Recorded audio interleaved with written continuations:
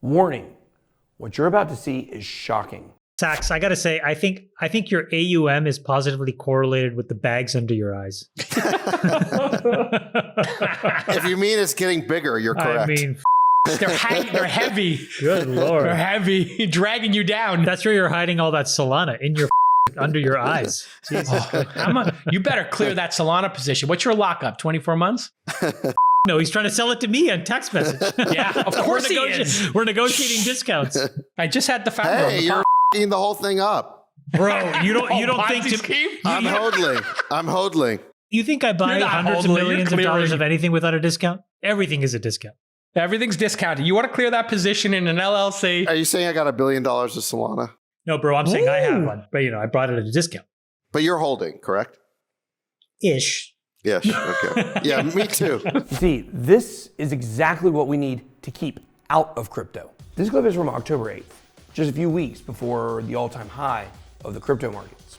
VCs are the villains. They're virtually all bad and virtually all TradFi elitists. And this clip here shows why they're villains. Chamath Palihapitiya laughing in our faces about dumping their bags of Solana on retail. And retail investors listen to this podcast and they support it. It's time we say no and reject these bad actors. Chamath even gets his team to dump on you, so he doesn't have to. They tend to have the ability to do whatever they want.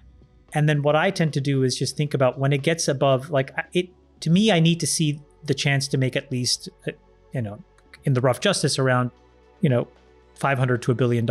And then I'll get involved. But otherwise, they just kind of run the whole thing. It kills me to see these VC guys have such a strong opinion on crypto that's affecting retail decisions. But listen to how unrelatable he is to the regular retail investor. He basically said unless they're going to make $500 million to $1 billion, they just let their team run it for them. Keep in mind, when you trade crypto, you don't lose money.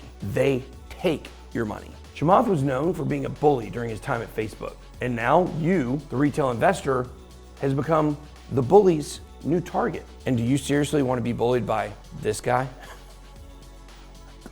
These are the same guys who think that they should have a say on how Bitcoin should and shouldn't be regulated also. Once again, they want to control regulation because it benefits them. That's TradFi for you. I can't even believe he said that. Of course, Chamath wants Bitcoin to be regulated like a security because it's in his self-interest for it to be like that. These VCs do not care about you. They would rob an old lady on the street if they thought it could make them an extra buck. Of course, if Chamath could beat up an old lady, I have my doubts. These types of TradFi guys are guys that don't even really pay attention. You see, they have a team that trades for them who dumps their bags on you. They're poison to crypto. And if they're gonna stay around anyways, they sure as heck don't need to be anywhere near regulating. First of all, there's some talk that, what is it called? Zelly. Is that how you pronounce it? Zelly, the interbank payment system. It's not Zelly, it's Zell. Who says Zelly? Does this sound like a guy you want to listen to? Remember, he's not paying attention. He has a team that does everything for him. That's why he doesn't know how to pronounce Zell. And none of these guys correct him on it. In this clip, Chamath talks about how Visa and MasterCard are basically failing by raising fees. He also mentions it in the beginning, that you could short these payment platforms. And then he shamelessly shills Solana because he's on the inside. He gets his tokens at a discount and he gets to look under the hood, as he called it. This man's never looked under a hood of a car in his life. Now keep in mind, on April 16th, 2022, he talks about how Solana Pay is going to dismantle MasterCard and Visa. Look at the timeline there. Keep in mind, these TradFi VCs who want to regulate crypto, who laugh about dumping their bags on you, these VCs owned a massive amount of Solana. He shills Solana on the 16th. No surprise, pumps 10% within a handful of days. And after that, boom, it's down 65% later. Do you really think Chamath had the diamond hands in May or June? Or did he take retail's money as exit liquidity? That's your money he just took to the bank. Of course, another guy in crypto that is a TradFi guy that we need to get rid of is your pal Kevin O'Leary, my dear friend. Now, some people may not know how I feel about Kevin, but check out how Kevin feels about Bitcoin. Try and do a transaction over $100,000 of Bitcoin. I tried to do some real estate in Switzerland with it once. It is a useless currency. It is a useless currency. That's what I believe. I mean, look, I'm not, I realize people have different opinions, but to me, it's garbage. Garbage, huh?